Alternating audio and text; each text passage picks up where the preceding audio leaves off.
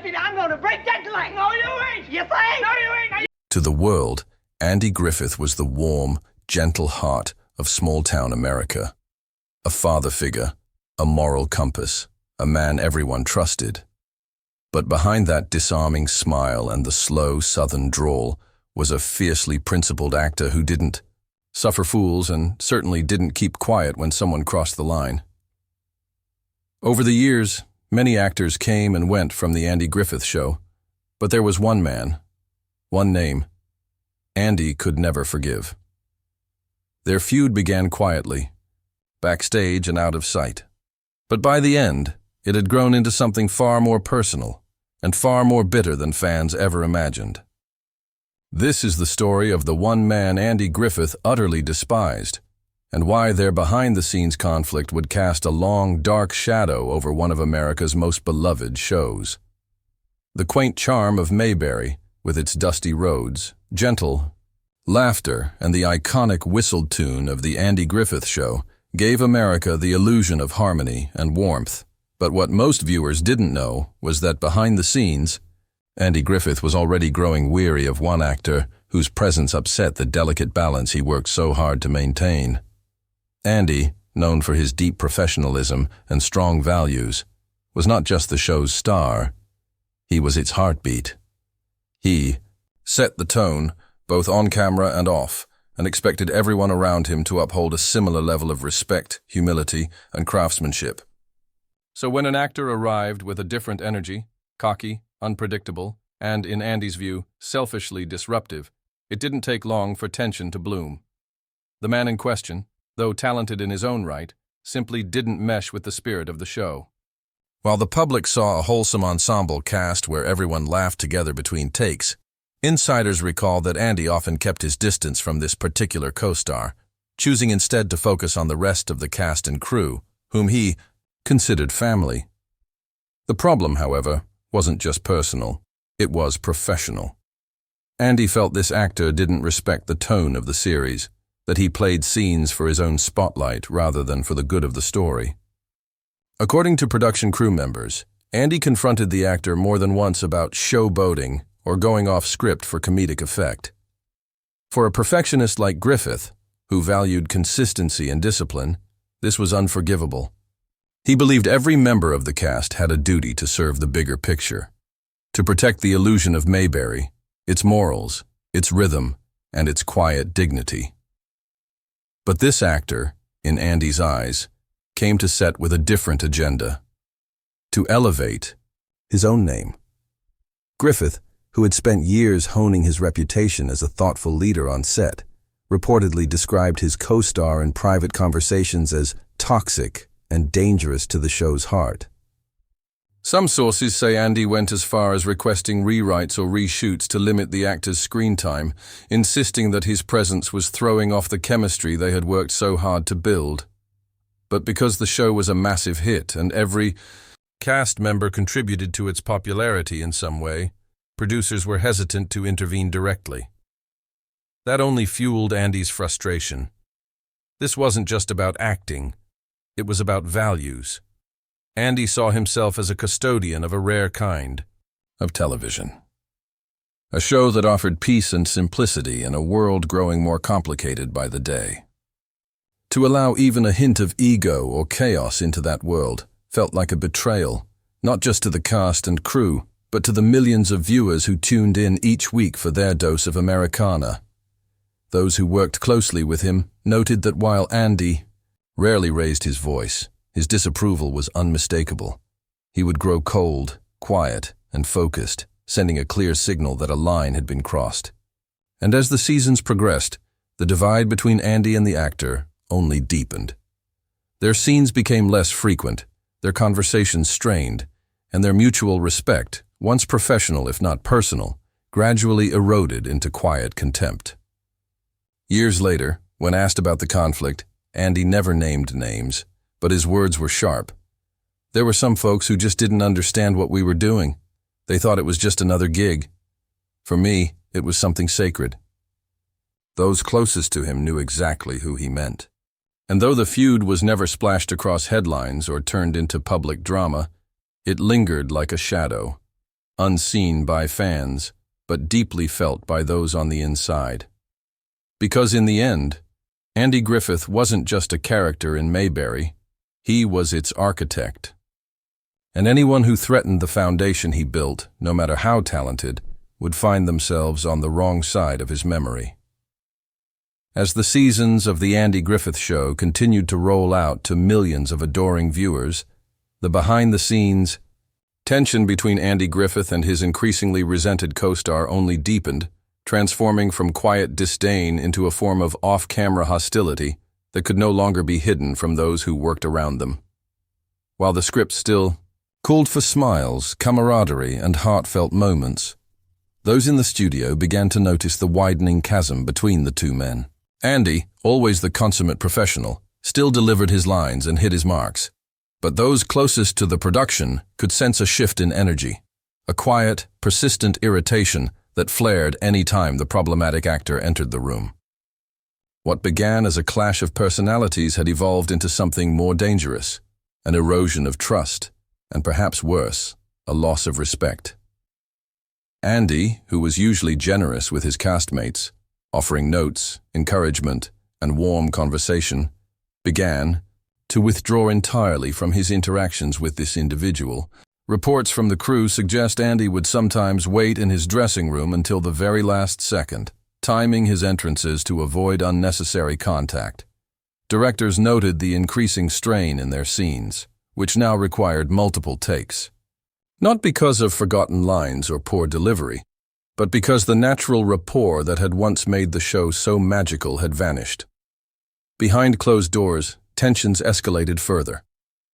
Andy began to question whether the actor's continued presence was worth the disruption, and whether it was undermining the spirit of what they had built. While he stopped short of issuing an ultimatum to the producers, those who were present say it was clear that Andy believed the show would be better off without him. "You can feel it when someone doesn't care about the work," Andy reportedly told a close confidant. "He thinks the show is about him. It never was." That one sentence revealed everything. For Andy, The Andy Griffith Show was never a vehicle for ego. It was a tapestry of quiet decency, ensemble storytelling, and shared humanity. To see someone treat it like a stepping stone, or worse, as a personal stage, infuriated him. And it wasn't just Andy who felt the impact. Other cast members began to notice the imbalance, and some privately confided that they too found the actor's behavior disruptive and self-serving. But few dared confront it directly. After all, this was Hollywood, where conflict was often buried beneath a polite smile. Andy, however, was not interested in the politics of avoidance. When the show eventually transitioned into its later seasons and changes were made to the cast, many believed it was Andy's quiet influence that paved the way for the actor's diminished presence. While it was never publicly stated, and while no official falling out was announced, the writing was on the wall. Andy had decided this. Man no longer belonged in his Mayberry. Years later, when the actor attempted to reframe the narrative, speaking glowingly of his time on the show, Andy refused to participate in the revisionist history. In interviews, he would flatly decline to comment when the actor's name came up, or offer short, clipped replies that signaled the wound had never healed. He didn't need to shout or rant. His silence was enough. Those who knew Andy best understood that his silence wasn't apathy, it was conviction. He had made peace with the fact that not everyone who entered his world would respect it, but he would not pretend otherwise for the sake of nostalgia. If you're gripped by the unseen drama behind Mayberry's smile, be sure to like this video, subscribe for more untold Hollywood truths, and drop a comment with your thoughts below. Whose side would you be on? Backstage photos, old script notes, and even anecdotes from the show's later reunion specials all seem to point to the same thing. Andy Griffith held a grudge, not out of spite, but out of principle. He didn't despise easily, but once he did, there was no going back. Because in his world, once the sanctity of the work had been compromised, once someone chose self over story, there was no more room for forgiveness. And the longer the show ran, the more certain everyone on set became. Andy Griffith didn't just dislike this man. He utterly despised him. As the production of the Andy Griffith Show progressed into its later seasons, it became increasingly clear that the tension between Andy Griffith and the co-star he so despised had reached a turning point, one that would ultimately reshape the show's cast dynamic and alter the history of Mayberry itself. While the public never saw the simmering animosity, those behind the cameras understood that Andy's influence on set extended far beyond his role as lead actor. He was the guardian of tone, atmosphere, and professionalism, and anyone who threatened that equilibrium faced subtle but decisive consequences. According to multiple sources, decisions that appeared to be minor editing choices or script adjustments were, in fact, carefully orchestrated by Andy and trusted collaborators to minimize the disruptive actor's presence. Lines were reassigned, scenes were shortened, and in some cases, entire story arcs were quietly rewritten to reduce his influence on screen. Crew members recall the painstaking attention Andy paid to ensuring that Mayberry retained its warmth and integrity, even if it meant sidelining a talented colleague whose behavior he found intolerable. The irony, of course, was that while this actor might have believed he was climbing in prominence, he was, in Andy's eyes, being systematically and quietly removed, not out of malice, but out of necessity. Andy's philosophy was simple yet unwavering. The show was bigger than any one person, and the harmony of the ensemble took precedence over individual ambition. This approach, while effective, left little room for negotiation. It sent a clear, unspoken message to the actor that his presence was no longer welcome.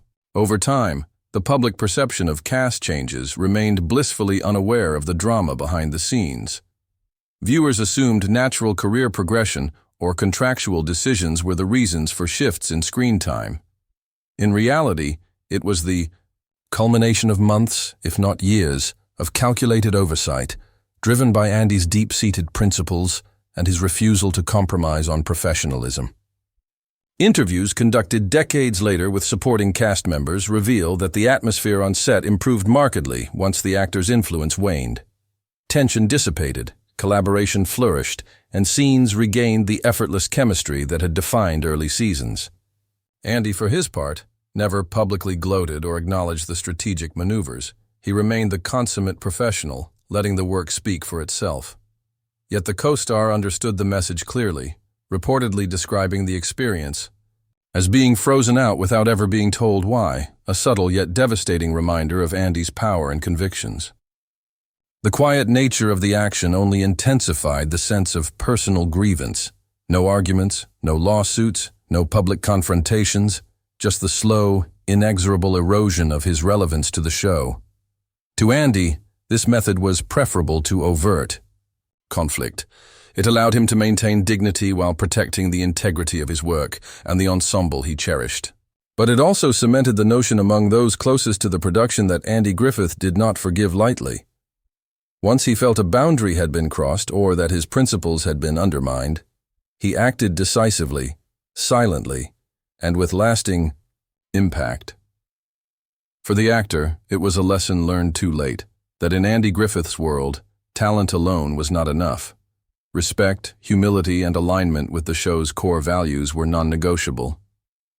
And while decades later, fans would only ever see the charming streets of Mayberry, the laughter of Andy and Barney, and the timeless lessons of small-town life, behind that facade lay a story of discretion, quiet power, and a grudging justice that only Andy Griffith could administer. The removal of the actor from prominent storylines was not just a professional recalibration. It was a moral statement, a demonstration that Andy's principles were as integral to Mayberry as its iconic courthouse, the old tow truck, or the twang of the banjo on opening credits. In this way, the final cut of the Andy Griffith Show was as much about story preservation as it was about personal integrity, a testament to a man who would rather reshape history quietly than compromise his values publicly.